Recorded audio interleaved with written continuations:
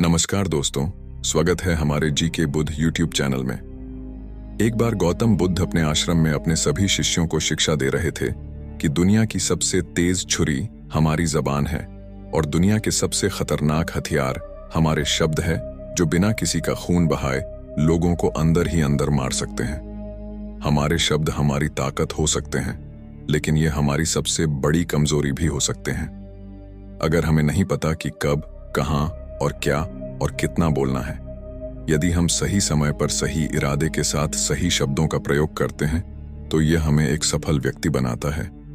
लेकिन अगर हम सही समय पर सही इरादे से सही शब्दों का इस्तेमाल नहीं करते तो यह हमारे जीवन को नर्क से बदतर बना सकता है। तो दोस्तों, आज की स्टोरी के माध्यम से मैं आपको बताने वाला हूं कि चुप रहकर कैसे हम अपने जीवन को बदल सकते हैं। आपको चुप रहने की शक्ति का एहसास इस वीडियो में होने वाला है। वीडियो शुरू करने से पहले कमेंट बॉक्स में नमो बुद्धाय लिखकर वीडियो को लाइक जरूर करें। तो चलिए शुरू करते हैं इस कहानी को। जापान में एक बहुत ही प्रसिद्ध बौद्ध भिक्षुक रहा करते थे। उनका नाम रिसाई था। रिसाई अकेले रहते थे। दुनिया के शोर शराबे से दूर जंगल में वो रहते थे और वह बड़े ही ध्यानी और प्रभु भक्त व्यक्ति थे, इसलिए वह पूरे जापान में बहुत अधिक प्रसिद्ध थे।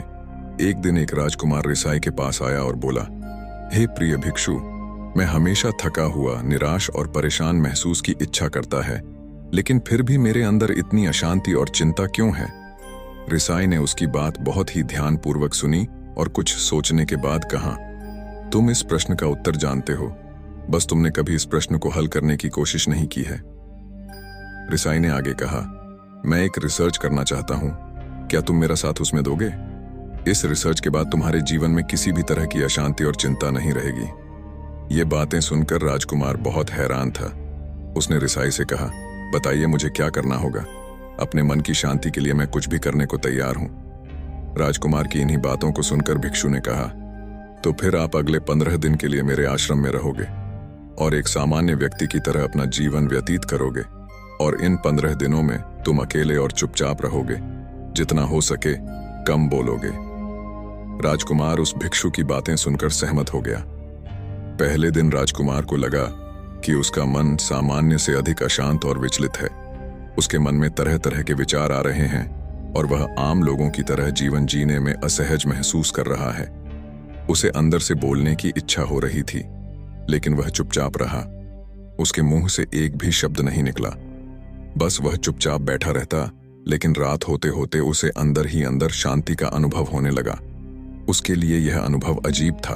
वह खुद से पूछ रहा था कि वह अंदर ही अंदर इतना खुश क्यों है और उसकी आंतरिक बेचैनी और चिंता कम क्यों होने लगी है।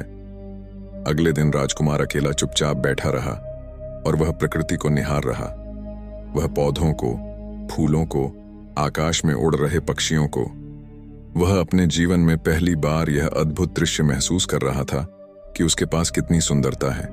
वह दिन भर प्रकृति की सुंदरता को निहारता रहता और उसकी ताजगी को महसूस करता रहता।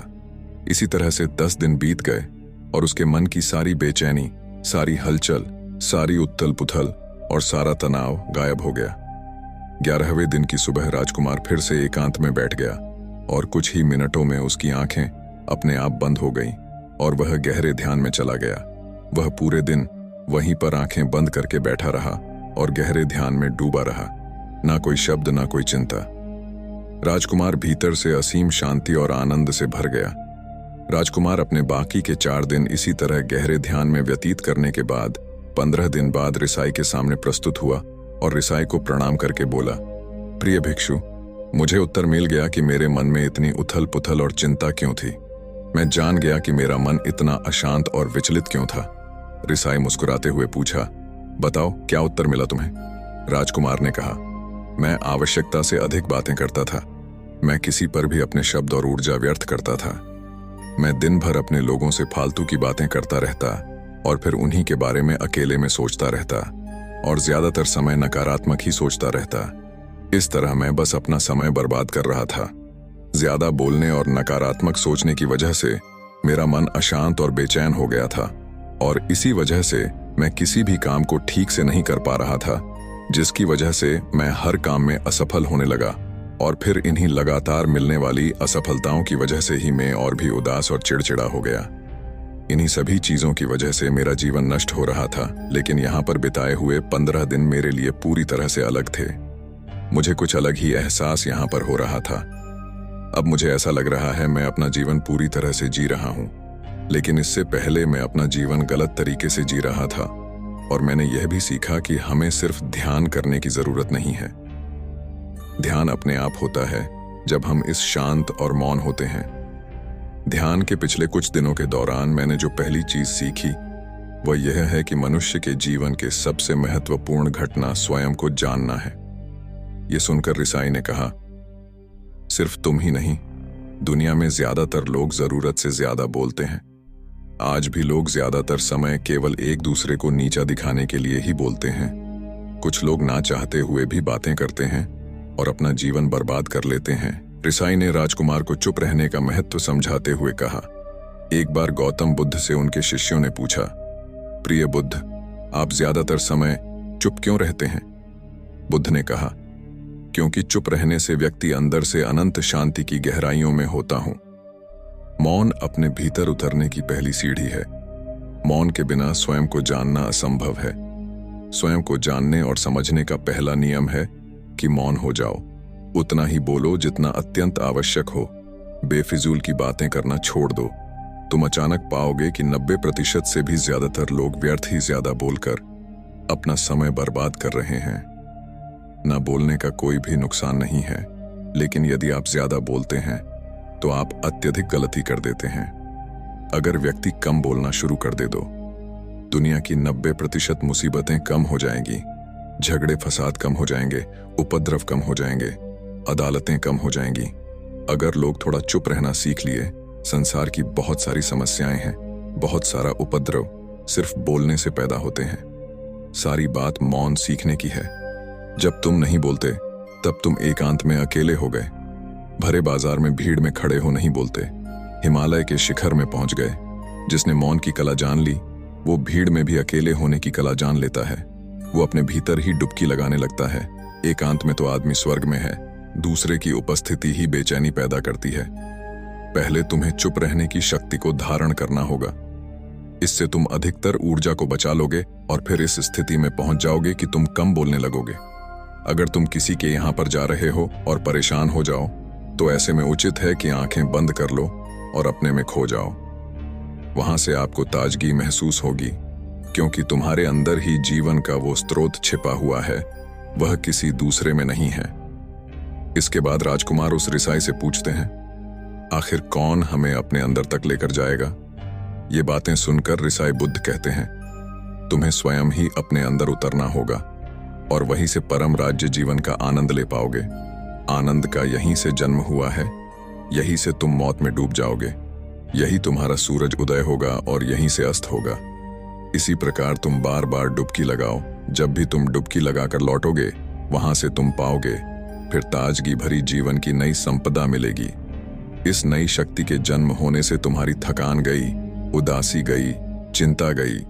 जैसे कोई स्नान करके लौटता है तो शरीर शीतल हो जाता है, शांत हो जाता है।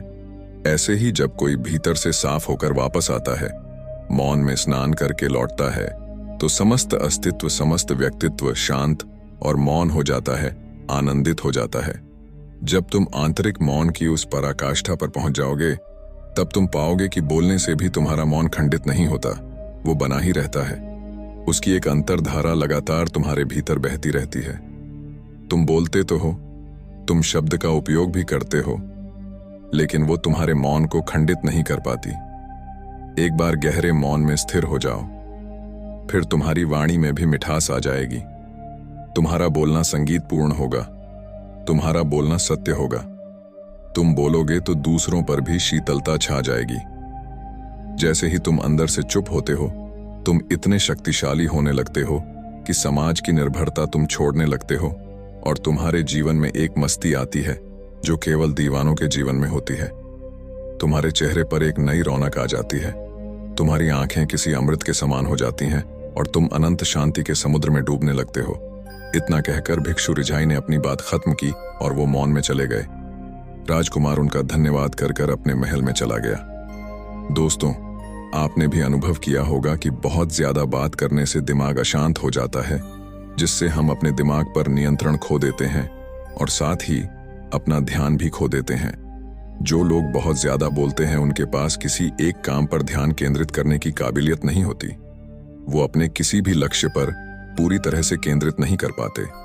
अगर हमारा दिमाग एक जगह केंद्रित नहीं है तो हम जीवन की सच्चाई नहीं समझ पाते और ना ही मनचाही सफलता कभी हासिल कर पाएंगे। इसके अलावा भी आपने देखा होगा कि जो लोग अधिक बोलते हैं वो अक्सर लोगों के बीच हंसी का पात्र बन जाते हैं, और जो लोग कम बोलते हैं और अपनी बात पर कायम रहते हैं उन्हें लोगों से सम्मान मिलता है। लोग उनकी बातों को सुनते हैं और उन पर भरोसा भी करते हैं।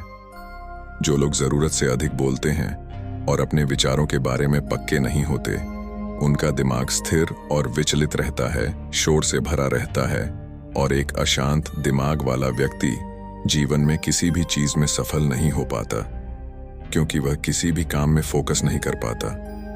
यदि किसी व्यक्ति को यह पता है कि उसे कब, कहां और क्या बोलना है, तो वह व्यक्ति सच में बहुत बुद्धिमान है, और ऐसा व्यक्ति जहां भी जाता है उसका व्यक्तित्व आकर्षण का केंद्र बन जाता है, और वह जो कुछ भी करता है उसमें सफल अवश्य होता है।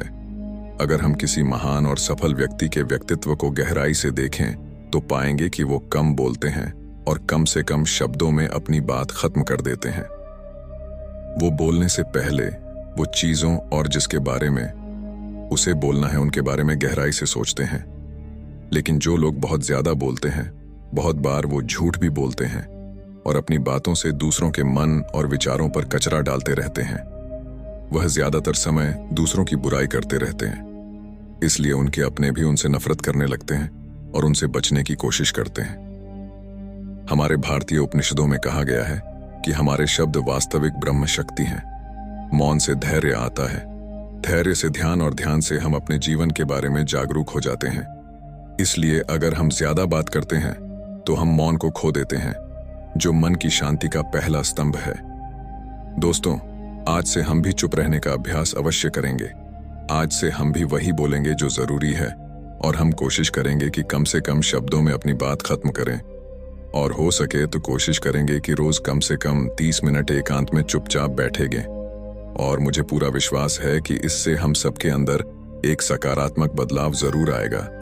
इसी के साथ इस वीडियो को खत्म करते हैं। दोस्तों, उम्मीद करता हूं आपको इस कहानी से एक अच्छी सीख मिली होगी। ये कहानी आपको कैसी लगी हमें कमेंट बॉक्स में कमेंट करके जरूर बताएं, और साथ ही इस कहानी को अपने दोस्तों के साथ जरूर शेयर करें ताकि उन्हें भी इस कहानी से कुछ सीखने को मिल सके। तो दोस्तों, हमारी वीडियो यहीं पर समाप्त होती है।